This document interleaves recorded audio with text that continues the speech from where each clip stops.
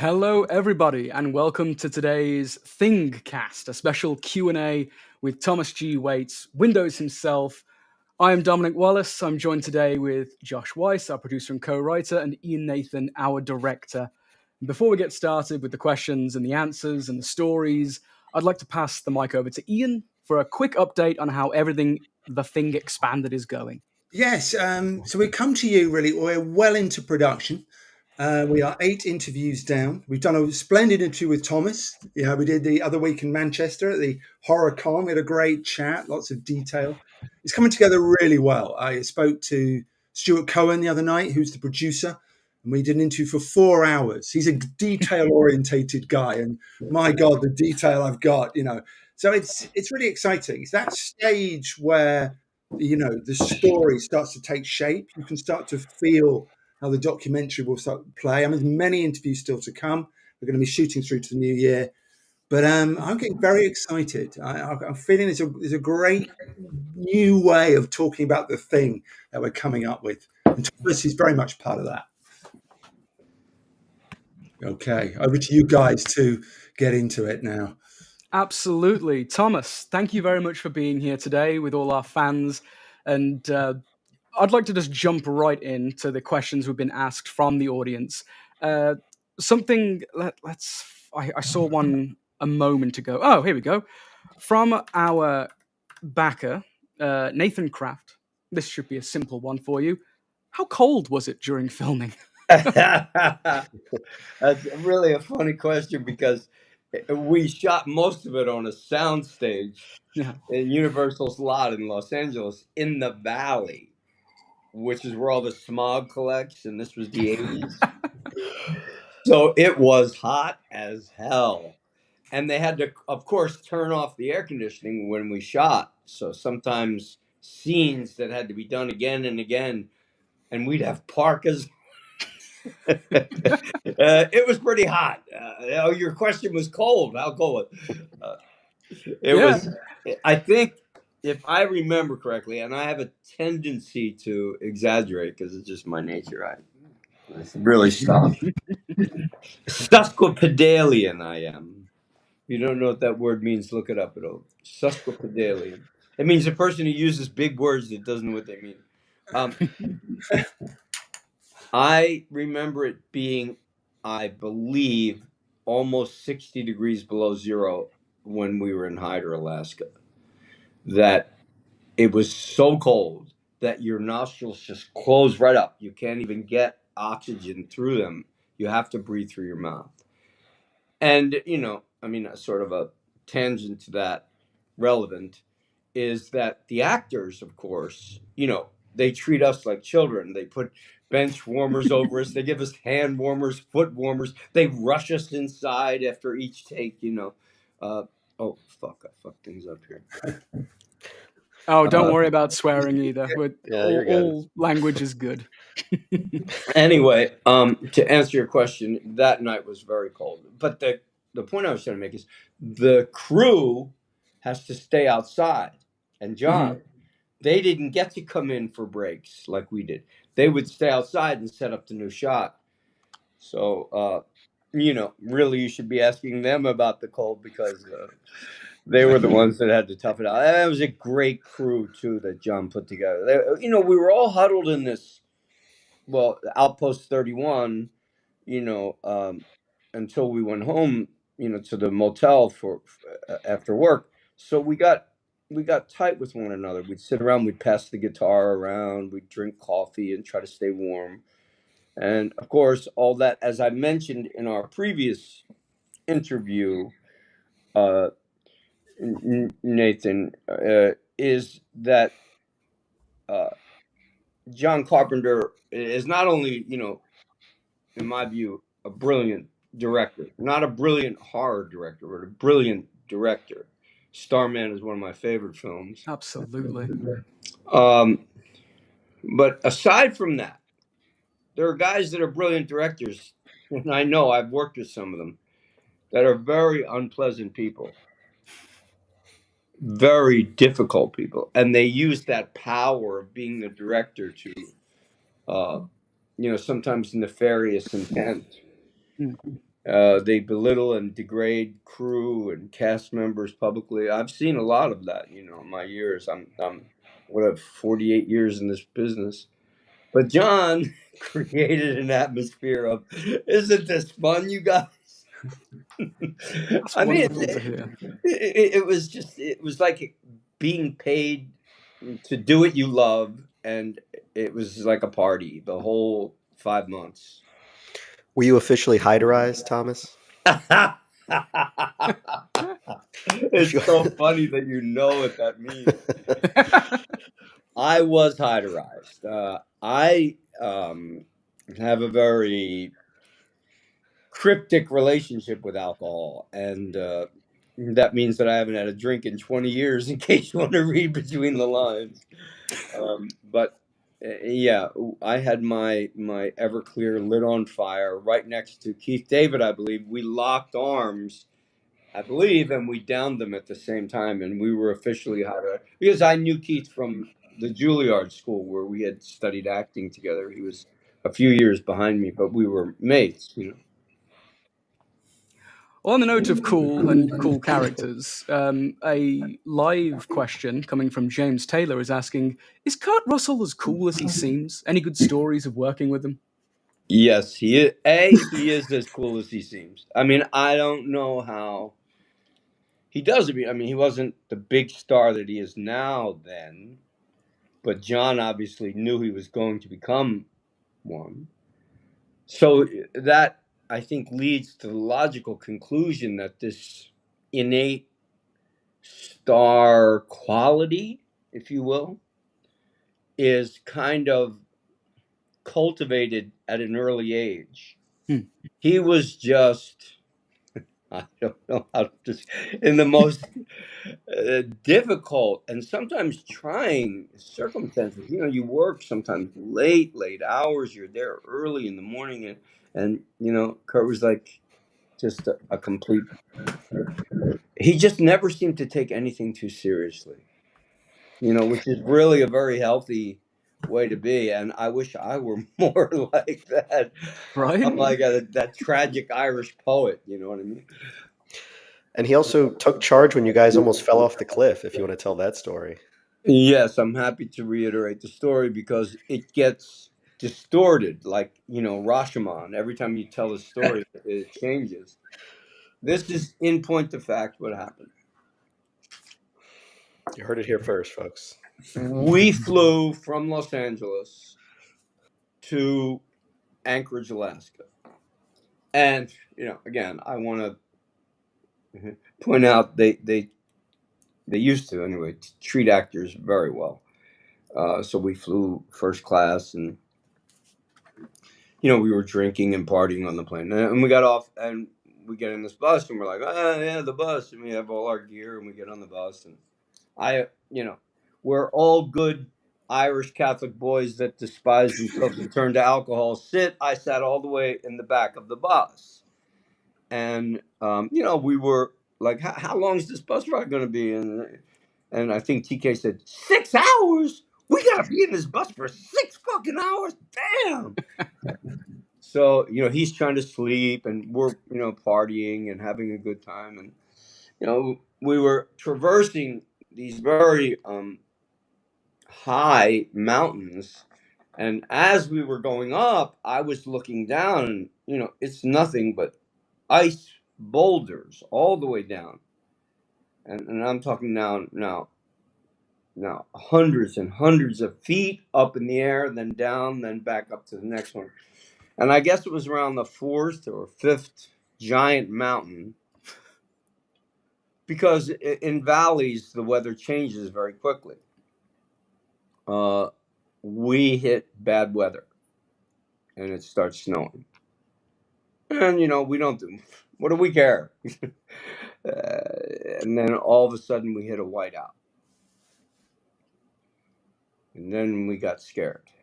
Mm-hmm. And the driver was still driving, and Kurt moved up to the front of the bus to sort of make sure.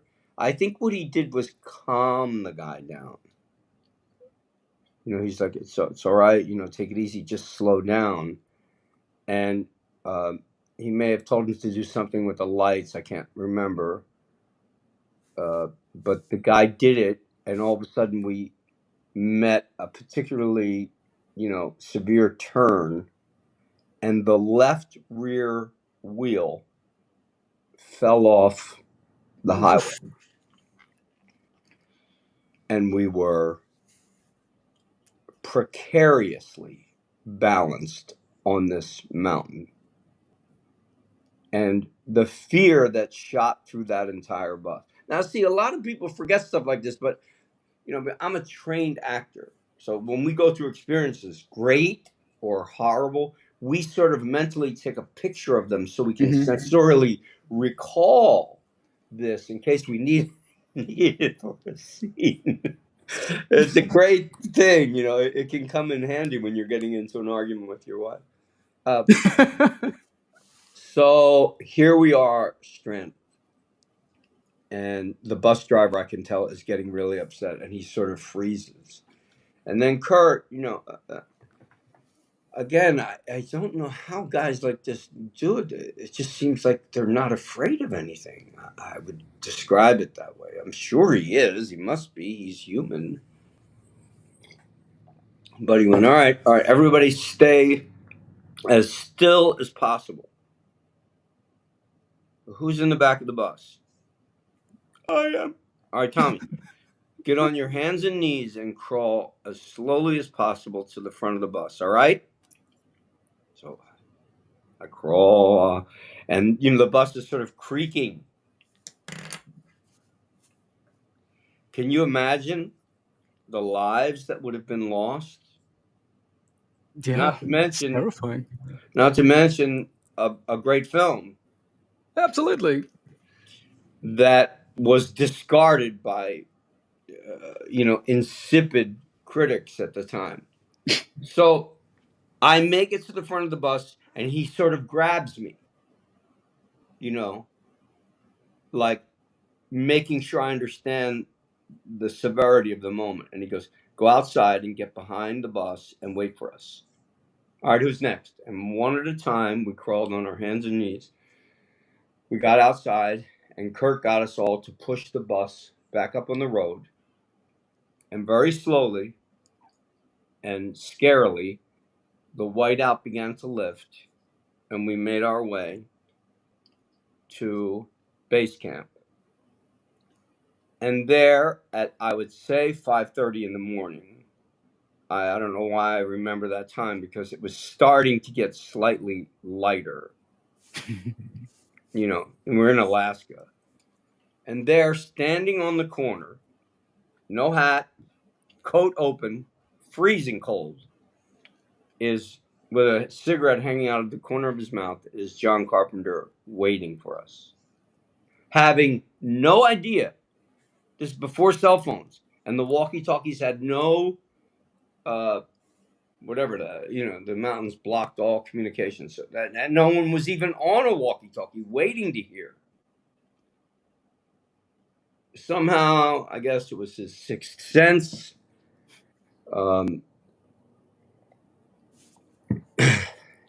He was waiting for his men, and knowing nothing of what transpired, he shook each of our hands as we descended from those bus steps. And you know how much you felt appreciated, And that's what I mean. It's like, that's what great leaders do, is they make you feel, no matter how small or big your role is, they make you feel important. It's incredible. It's an incredible story that could be a movie in and of itself. And just when you think I couldn't respect Kurt Russell anymore, I now have an even deeper appreciation for the man. He's a beautiful guy. I don't see him anymore, sadly. He lives in a different part of the country, and he and Goldie live out there. And however, Goldie Hawn sent her son, Kurt's stepson, Oliver, to me for acting training. Oh, brilliant. Yeah, this is way back in 98, 99. And Oliver was my student, and his girlfriend, Vanessa Shaw, a very successful actress in her own right, very beautiful person, was one of my students. And I was directing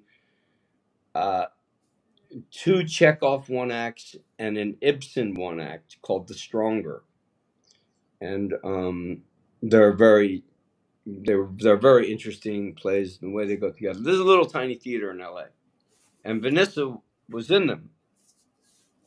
And so naturally Oliver came, but one night Kurt Russell came to see the show. And of course he sort of surreptitiously slinks in the back and makes nothing of himself. He's totally focused on the actors, and he's like, "Tommy, how are you?" And we hug, and he's like, "You look great." And I go, "Kurt, listen, would you come and speak to my actors sometime?" And he goes, "Yeah, sure, just get Oliver to let me know, and I'll come." And he came to watch. First, he spoke, Mhm. as did John Carpenter, by the way, which is a Brilliant. whole other story. Yeah, but Kurt came, and he's like, "Look, acting is a tough game, but my dad, his dad, Kurt's dad, was a character actor, Bing Russell, that knew the business." Knew the business of Hollywood, which is, you talk about, Dante's descent into purgatory. Hollywood is a really interesting place, and so his dad kind of groomed him from an early age. In fact, I think his first job was skateboarding. He just had to skateboard past the frame. This is way back in the '60s, I think. And he saw his paycheck at the end of the day. And he went, "I know what I'm doing for the rest of my life." And his dad kind of, said, "Look, this is the way it is, and this is what you have to do in order to succeed. You have to be a step ahead of them." So, for example, when John Carpenter was directing the brilliant TV film, if TV can be brilliant, Kurt played Elvis Presley, I thought, really, really well. And he sang and played the guitar himself. He learned how to do it for the TV movie. And, he was telling us stories about, his journey, and the fact that his dad had guided him and given him, the best advice, because Kurt went into his agent's office one day and he saw the script for Elvis Presley, and he said, "Hey, am I being submitted for this?" And she said, "No, you're not right for this." And he immediately fired her and got a different agent. And see, if people hear stories like that, they begin to see that the agent works for the actor. See, the actor doesn't work for the agent. They've turned this whole thing around and given agents all this power. And no, sir, that's completely wrong. You work for me, mate. You take 10% out of my paycheck. You get 10% of my gross income. And kids today, I have students today that are paying 15 and 20% to managers of their gross. And it's just robbery. It's highway robbery. So anyway, my point being, and you're asking about Kurt, is that because his dad, you know, showed him the ropes, he was a step ahead of other people. And, I'd also, since I'm talking about him, I'd like to say, as I said to you, this guy's the most underrated actor in Hollywood. Why has he never been nominated for an Academy Award? He's turned in amazing performances throughout the Absolutely. years in so many different movies. It just shocks me. People think acting is all pyrotechnical display. Especially film acting is much more intensely subtle. so that what you're thinking and what's in your mind comes through your eyes into the lens. And that's what I think Kurt does, like up there with the great actors of our generation. And for some reason, maybe they just don't like him because he's so successful. I don't know. I don't know what it is. He's never gotten a nod. It's the same thing with Johnny Depp. Great actor, never been nominated for anything. I don't understand these people. It's madness. It's But just unfair. to sidestep to a different kind of madness, Yes. we have another question from the backers. This one comes from Matthew. Did you get to meet Rob Bottin? And if so, what was he like? Because he worked insane hours to the point where it affected his health. Yeah. He was a kid. Yeah. He was 26 years old. We were the same age. 26.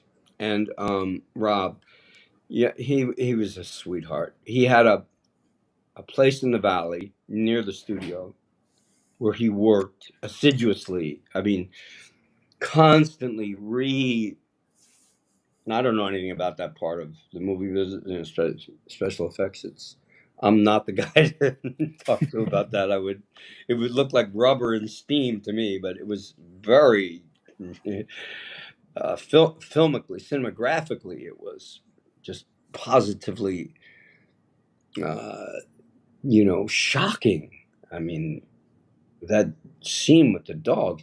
Anyway, Rob was a really nice guy, and we had to get our faces cast, right? If you break your arm, it gets put in a cast. Mhm.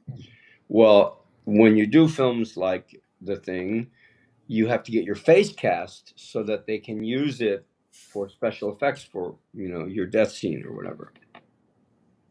And he's like, this is, I hope you're not claustrophobic, which I am.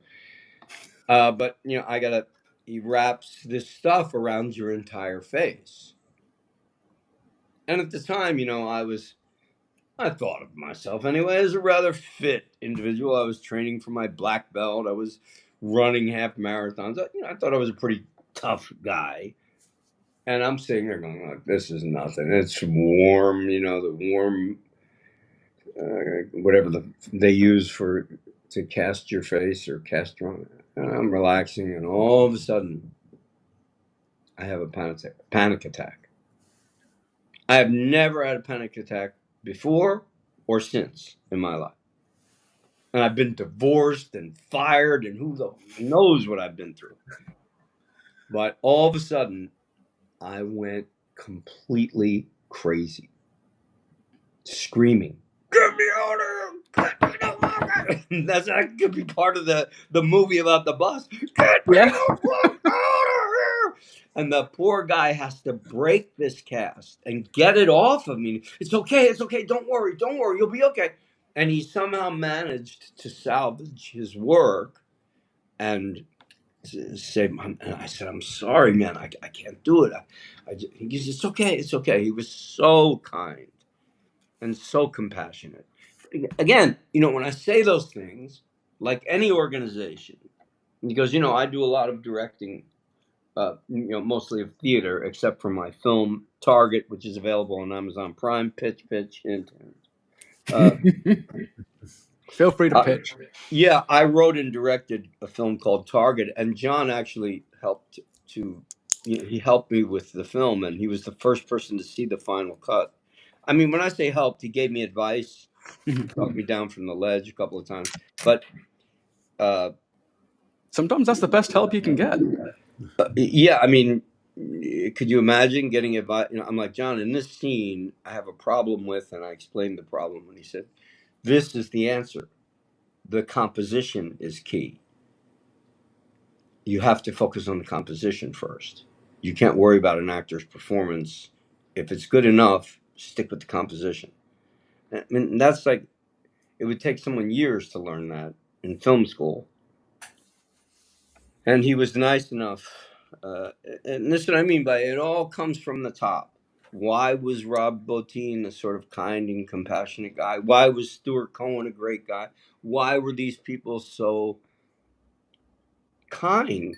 Okay, that's the only word I can use. Because if I use anything else, it'll sound, hyperbolic, and I don't mean it that way. I don't mean it in like, hey, I'm gonna be kind to you, okay? It's just he's very laid back, you know. He figures he's got great actors, and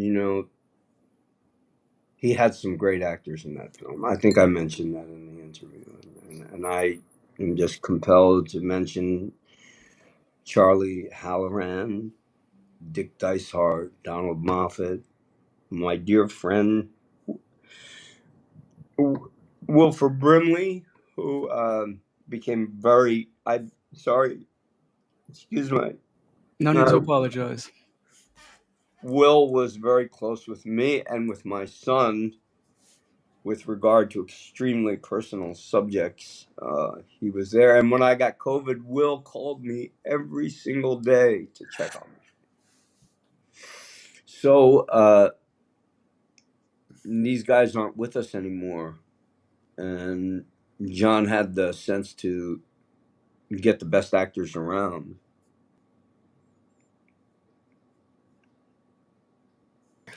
And speaking of Rob Bottin, do you have a favorite alien transformation, Thomas? I love the first one with the dogs. Oh yeah. And this is something that I don't know. Did I mention this, Ian, in the interview about? Okay, so in 1981, dogs were not that big of a thing. Of course, they were around, but Yeah. people didn't have dog. Like in my bill, I live in Manhattan, and people have 2 and 3 dogs in a 1-bedroom apartment. Everyone's got a dog. Everyone's so lonely they have to get dogs. Right? I mean, there are millions. Every commercial has a dog in it. It wasn't like that in 1981. So John makes this film that, first of all, cinematographically, that opening shot, which is just so breathtaking. The Dean, I mean, it almost seemed like there was a thing rumbling in the clouds. It was so just beautifully done. They start the movie off shooting a beautiful dog.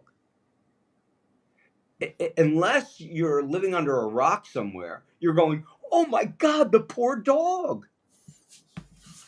Now more than ever, because of the proliferation of these little canines.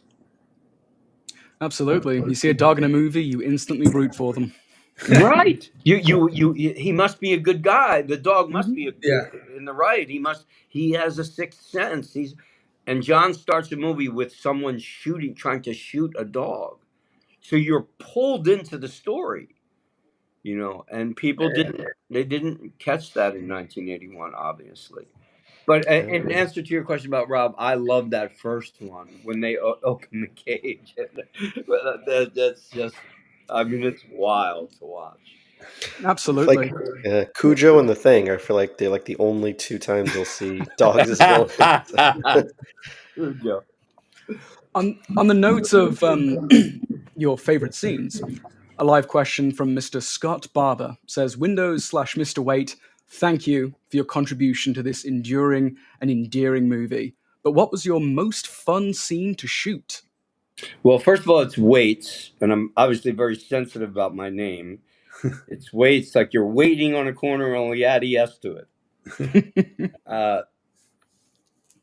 My favorite scene was the one where I go running down the hall and I get the shotgun out, and I'm like freaking out. That was we did that scene like, I don't know, 15 times, 20 times that day, because John really wanted it to be intense, and Windows just freaks out. He's the most inept individual in that circumstance. It figures that years later I still can't work a computer. No wonder they were stranded. Technically, if you want something fixed, don't call Windows. But that was my favorite scene. That, and of course the blood, taking everyone's blood, work, because I had to work very closely with Kurt, and that was exciting for me because and I knew that I was working with a big star. I've worked with a few big stars: Al Pacino, Deborah Harry, Kurt Russell, and it's exciting to work with people like that because they're just in the realm of greatness, and you get to be in that light for whatever moment in time. Absolutely. Well, speaking of greatness, I got a question from the backer called Gary Macon. Who would win a fight, the Thing or the Warriors? I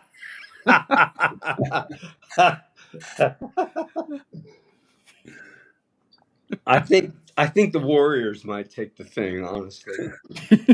Yeah. We were just such badass. Actually, it was choreographed by the great Craig Baxley, and he was a magician. He made those fight scenes. I got fired 7 weeks into the movie, but that's a whole other podcast. But I was justifiably let go for behavior, of which I'm not very proud. Mm. And unfortunately, I didn't get to do many of the fight scenes. But when you see the film and you see just the way Walter filmed it and the way it was choreographed, they look like some badass dudes, those warriors. Of course, they weren't. So in reality, the Thing would wipe them out because we were all just a bunch of, Kids. then employed actors. Well, we have a dual question here because a lot of people have asked more or less the same questions because it's just the way that things happen. But live question from Sharon and another question from Jack Knives. I'm going to mix them together. Was the final product what you envisioned it was going to be? No. Gotcha. Would you like to go into a bit of detail there? Well, in order to do that, I have to reframe the context, okay? Absolutely. In fairness. It was what John wanted. Yeah. And now I see many years later, just how solipsistic, self-involved, self-absorbed I actually was as a young man. I thought the movie was about me. So when I saw it the first time, I was disappointed that I didn't have more screen time. And I don't know why. He shot every scene I was in, and he gave me plenty of coverage. And when you look at it in the context of his vision of it, I think I did a good job, and my part was just what it was supposed to be. But so to answer the question honestly, I was expecting it to give my career a big lift, and for people to give me jobs from it. And my agent was like, that's not going to happen. First of all, the movie got trashed, and secondly, you're not that important of a character, and that really broke my heart, because my expectations were so high. But really, the person to feel, if you're going to feel anything for, is John lost a lot of work because he did the movie the way he wanted it to be done, and he told me this himself. He lost a lot, and because he was an artist that stuck to his guns as opposed to a hack that will do whatever the studio tells them to do so they can get another job. And it wasn't until obviously the internet that people decided, you guys decided, what was a good movie and what was a good film. It's not a movie, it's a film. What's a good film and what's not a good film. And took it out of the domain of critics, most of whom wish they were writers or wish they were actors or wish they did something else, which is why they go into criticism. But no, I was disappointed that I thought Windows would have done more for my career. And as it turns out, it life is very funny the way it balances itself out. I have a band. You saw Windows playing the guitar in Yeah, 1981. Well, now he has a band 40 years later called Heartbreak Waits. So follow us on Instagram, please. Heartbreak Waits. Heartbreak, one word, Waits, my name, Waites. And we're so good. And I write most of the songs, and I have a great band. Um, and what I'm trying to say is that attention or um, uh, propagation of my career is happening more now from the film than it did then. And in many ways, I'm a much better and much more deserving actor now than I was then. brilliant. A live question from Dakota Langston. I can work this in, I suppose. Thank you for your time, Thomas. What would you have changed about your character / performance if you could go back and shoot those scenes again? I'm so glad you asked me that because I saw something that I would have changed, and I don't know why I didn't do it because I know John would have let me. Is when Wilford is taking the axe and he's Mhm. smashing, and I'm on the floor cowering from him. That was cool, but I wished that in one of the takes, I'd gone up and tried to stop Will, Mm. and then have him throw me off of him, which the fight guy could have choreographed easily without getting hurt. And I'm just disappointed in myself as an actor that, my again, I just wasn't as present perhaps to make that choice, but that's something I would have done different. I don't know if John would have let me. He might have said, God, who the fuck told you to get up and go after him? You stay in the corner. uh, but that's something that I noticed, and I saw it recently in Manchester when I was out in Mhm. lovely beautiful part of the country, Holmfirth, little tiny village there, and I guess it's York. uh, I love England. I just think it's such a beautiful country, and I love the people too. The the town, a couple of guys started a thing where they show high quality films every month in this Mhm. screening room. It's a screening room above a jumping bar and a big, huge screen. And I went and I hadn't watched the film from beginning to end in a long time, a couple of years. I Mhm. watched it before I had approached John about helping me with my film Target, the sex comedy. There's like a million Targets on Amazon Prime. No, I'm not one of them. I'm the one that two people are kissing. Uh, but I saw the film recently, and the music and the story really holds together. The Yeah. story pulls it all. He pulls it all together, and that last scene, I think, is so interesting because you just don't know. And I think what makes all genius thrive is that they have their finger on the pulse of what's happening in the present so well that they see or anticipate the future. So you got to remember, 1981, AIDS was just starting. Mhm. So forget cutting people's blood. We were afraid that if you drank a glass of water that somebody else had, you'd get it. We didn't know. There was a paranoia, an authentic, organic paranoia that was, you know, uh, palpable in our country at that time. And that's Resonates again during COVID as well. Like it's a theme that theme. paranoia comes back again and again and again, and that makes the film so much more long lasting. I said to John, I don't know why I said this. I said, John, something about, this movie's going to make people really paranoid. And he said, "Oh, you think so?" And I said, "Yeah. I mean, everyone's going to be like, well, And he goes, I know someone that really has paranoia." And I said, well, what do you mean? And he goes, I know a guy that says someday they're going to come and get me. And I said, well, who's they? And he said, that's exactly what I asked.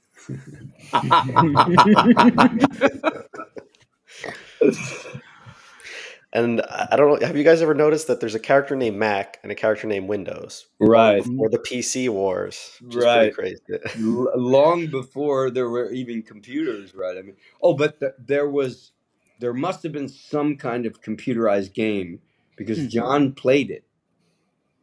He played it on set, morning, noon, and night, and he beat that fucker whatever it was that you had to do.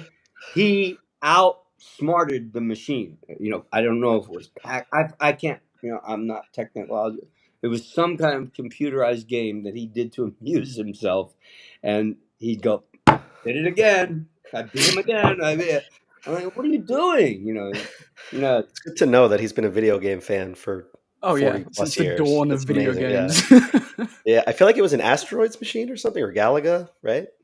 Or maybe it was Asteroids. That seems to ring a bell. But That's it was right one of there, isn't it? 1981, whatever was popular, and you had to compete against it. I mean, it's sort of like playing chess, is my understanding. Is that, or maybe he explained it to me that way. He said it's sort of like playing chess with the machine, and he would, beat it because his mind. He's a very agile mind. Speaking of chess, the chess master in the film genuinely cheats. The move that it does is an illegal chess move. So Mac was right to destroy that machine. It's a cheater. I didn't realize that until I saw it this last time. I'm like, wait a minute, you can't do that. And that's why he just fucked this thing, That's totally really recontextualizes Mac as a character, doesn't it? You think that he's a sore loser, but no. right. No, they cheated. That's a detail. Every detail. John's very detail oriented. I think great directing is great detail. Yeah. And every detail was so specific. It was just one of the, I mean, I don't mean to be so overly effusive, but it just was one of the, high points of my life, really. And John made sure they treated us like gold and not pampered. Please don't misunderstand. Just treated properly. And what that did for me as a human being is, I need to learn to treat myself better. And that was one of the many themes, if you will, that I came away from that project with. And you see, acting is a very interesting thing to do for a living.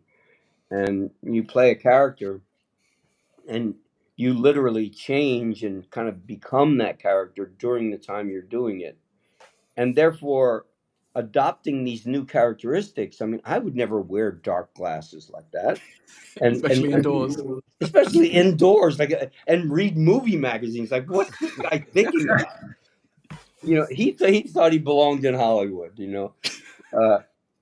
But what happens is what I'm trying to say is, I think you learn one, if they're a good actor, learn some significant thing about themselves with each role, and therefore it can help you to grow as a human being.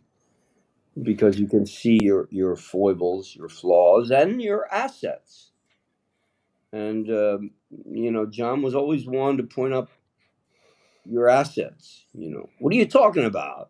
Of course you can do this. That kind of positive mentality. Reinforcement. Yeah, and Kurt has the same thing. It's that positive sense of, what are you afraid of? It's I a leader read you want to follow because they encourage you and make you better as a unit.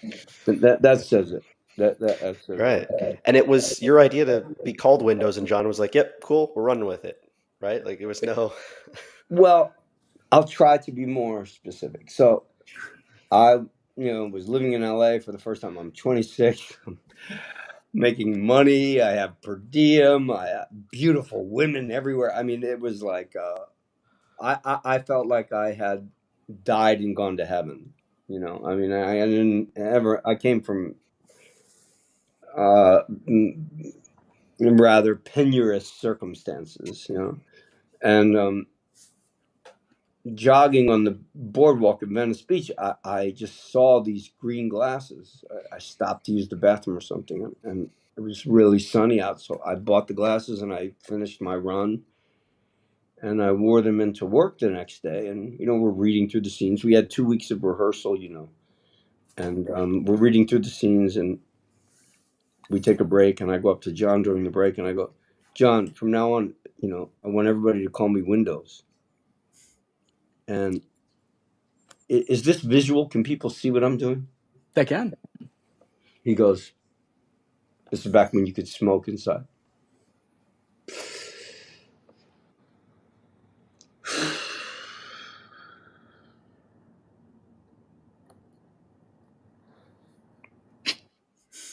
All right, from now on, everybody, Tommy wants us to call him Windows, okay? Let's go to the next scene, please. I mean, he took a moment to process it. He must have assimilated it in his mind in that, I'm going to say, 10 to 12 second, you know, drag of a cigarette and putting it out. If he didn't want it, believe me, it Wasn't wouldn't. in. But the character's name was like John Simmons. I'm like, who the fuck is going to remember John Simmons, you know? And I was lucky, you know.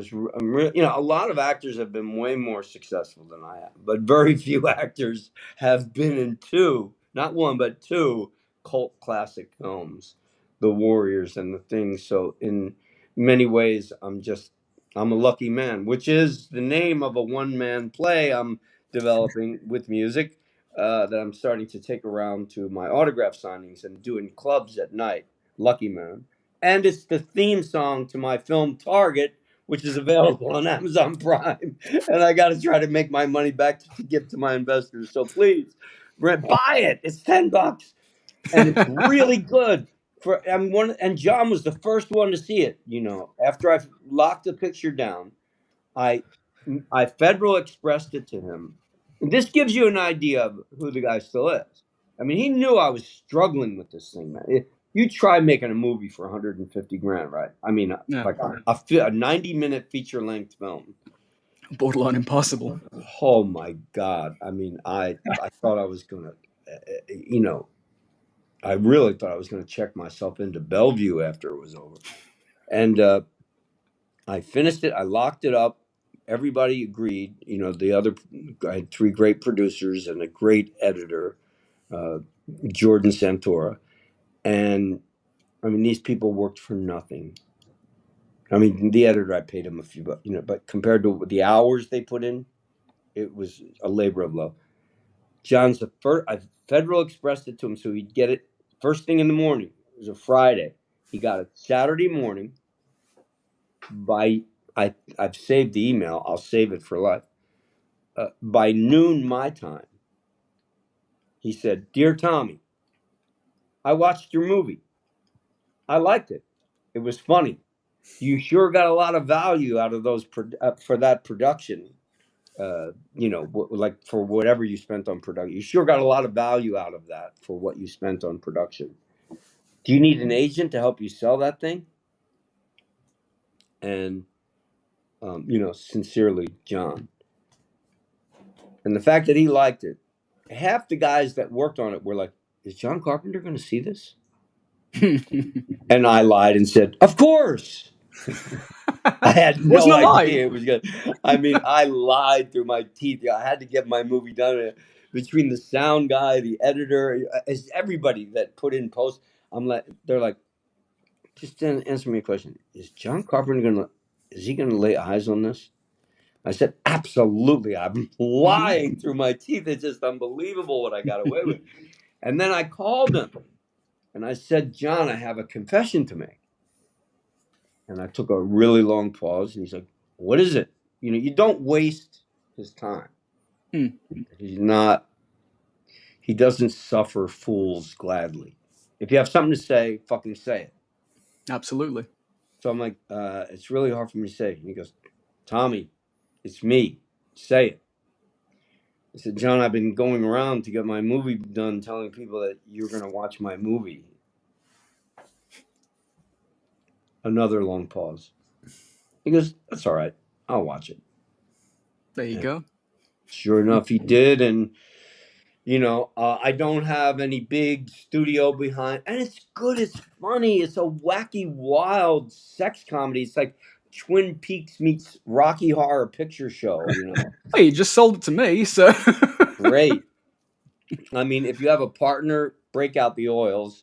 If you have a joint, smoke it, because it's really meant. I mean, they break the fourth wall. It's just they look right at the camera and go, hey, "You're a target."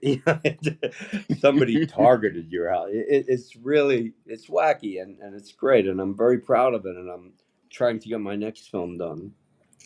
Brilliant. Well, on the note of getting things done, a lot of people have asked about your death scene in The Thing.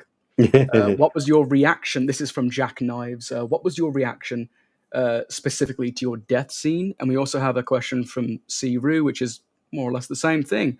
What were your thoughts the first time you watched your death scene on the big screen? I felt so sorry for the guy. I know. It's my favorite. And of course, death. it had to be Palmer. No wonder Palmer and I would go Butting at heads. No wonder we did. I ain't going with Windows. Fuck you, Palmer. And that was improvised, by the way. John let us improvise that. So so that scene in particular, the I ain't going with Windows. Fuck you, Palmer.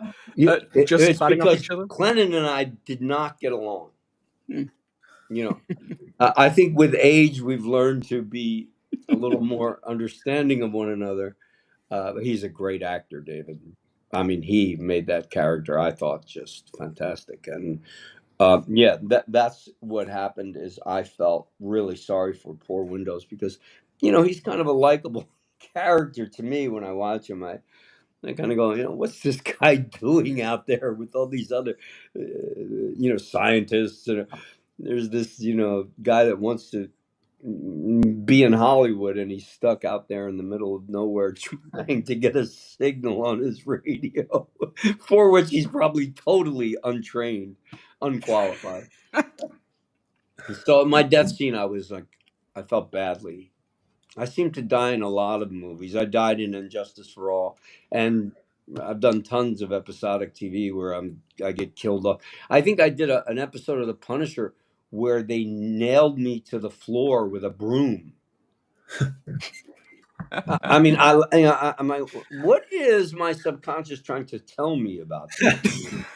What's the message here? Phenomenal stuff. Actually, I have a question Yes. about the scene you mentioned earlier with Wilford Brimley kind of going haywire. The "I'll kill you" scene, one of my favorite scenes.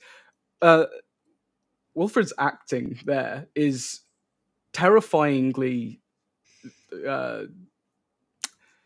encouraged. He seems to be like actually trying to battle off his fellow actors here.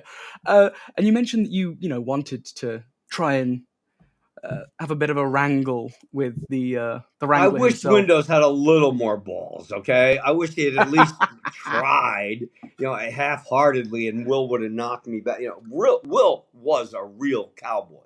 Absolutely. Okay? I don't know if you know his story, but he was no actor. He was a cowboy, and he fell into acting in a very peculiar way. He went to audition for that movie that made him famous, China Syndrome. And the casting director again said, "Oh, you're not right for this." He just dropped in because someone told him to go in, and the casting director said, "No, you're not right for this. Thank you anyway." And as he was walking out the door, is it James Bridges that directed it, and Michael Douglas produced it, right? Yeah. Okay. I believe it was James. Yeah. I should know this.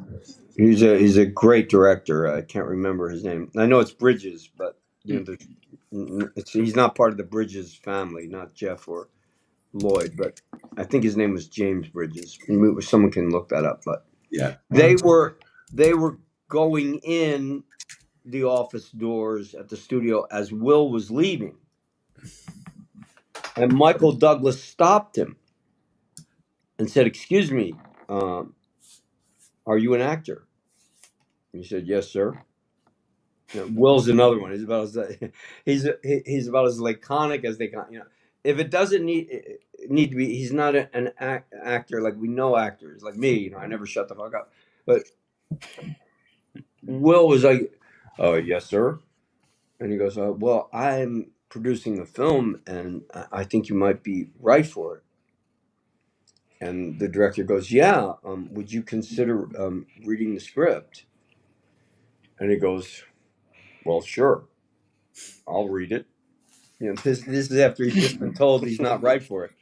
And they go in, they get a script, they give it to him, and he went in, and I believe, if I'm not mistaken, he auditioned with Jack Lemmon. I mean, that could be a figment of my past imagination, but he got the part, and he had a very difficult time memorizing the lines. He told me, and that's why I want to find this man's name correctly, James. It's James Bridges. It is. You're correct. Yeah.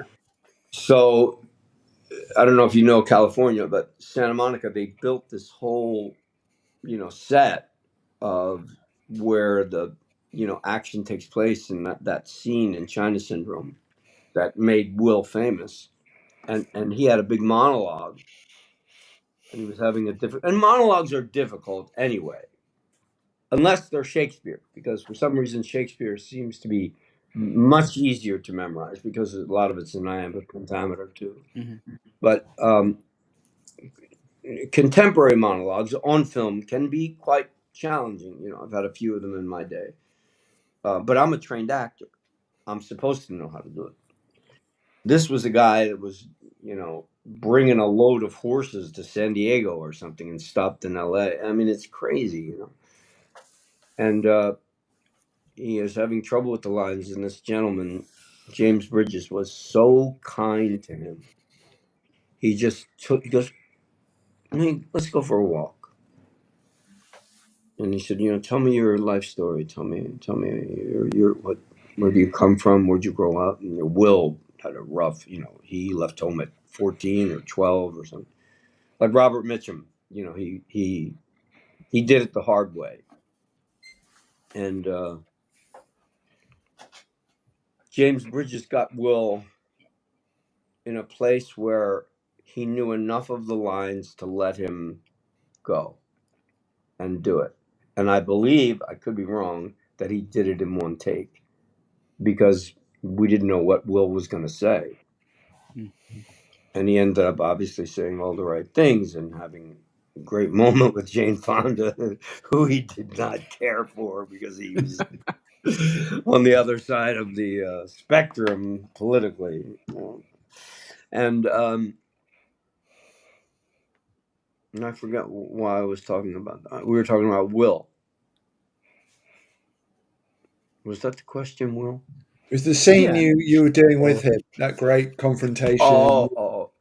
What Well, was he like? so he didn't act. He didn't act. That was him, showing you just how pissed off he was It's terrifying. I wouldn't at want to be on the life. wrong side. Yeah. I mean, he's been in a lot of barroom fights, this guy. He's taken out a lot of people. And John just let him cut loose. And when you watch the movie, you realize, oh my God, he's in the right. His anger is justified. And he does it so authentically well. And on the Brilliant. subject of script, I know we're running out of time here, but today is actually Bill Lancaster's birthday. Who we lost him in '97, but any memorable interactions with him? No, unfortunately, I didn't. Again, I want to revert to my own self-centeredness in that regard. He was there in rehearsals. He made himself available. He was certainly an affable and friendly person. And he conferred with John about a few things here and there. But, I never had enough presence of mind to go to the author. And I thought, he did a really great job adapting that story to John's vision, because John is also a writer. Mhm. And it's so sparse and so economic. There's no extraneous dialogue. And as I said, the story all pulls together. And that is the writer. And he's the son of the famous Burt Lancaster. So imagine living under that shadow. And I know something about that because I live under the shadow of the other Tom Waits, who has now become an actor, not just a brilliant musician. And I have a lot of funny stories to tell about knowing him too, if you want to hear them sometime. But he's great. It's just that I had a play published, once, and they sent the published play and the check to the other Tom Waits. As if he needs the money, right? Uh, you know, I'm like, clawing my way. Anyway, his wife, Kathleen, whom I knew briefly, wrote me a note and sent me the check and the play. And she said, "Dear Tom, I read your play. I liked it. It was good. Uh, People stop Tom and Blockbuster all the time to tell him how great he was in NYPD Blue. He's never done it. I've done two of them. To tell him how great he was in NYPD Blue. And rather than dispute, he just stands there and shakes his head. Absolutely. Well, we're coming to the end of this. It has been an great. absolute treat to have you Thank with us. you. And very much so. thank you to Fantastic. all of the backers who've joined us live for this Q&A. Yeah, thank you to the backers, because you're investing in the culture of our world, not just country, and by investing in the Thing Expanded. So I hope you make a lot of money back from it. I'm sure that you will, with John Carpenter's name attached to it. And thank you for doing it. Thank you. Thank you for coming. And again, we are not worthy. Thank you. Brilliant as ever. Thank you Marvelous. so much, Thomas. Thanks, you guys. Good. Talk to you soon, yeah? Cheers. Yeah. Take Okay. care. And catch you Bye-bye. next time, everybody. Cheers. Bye. Thank you.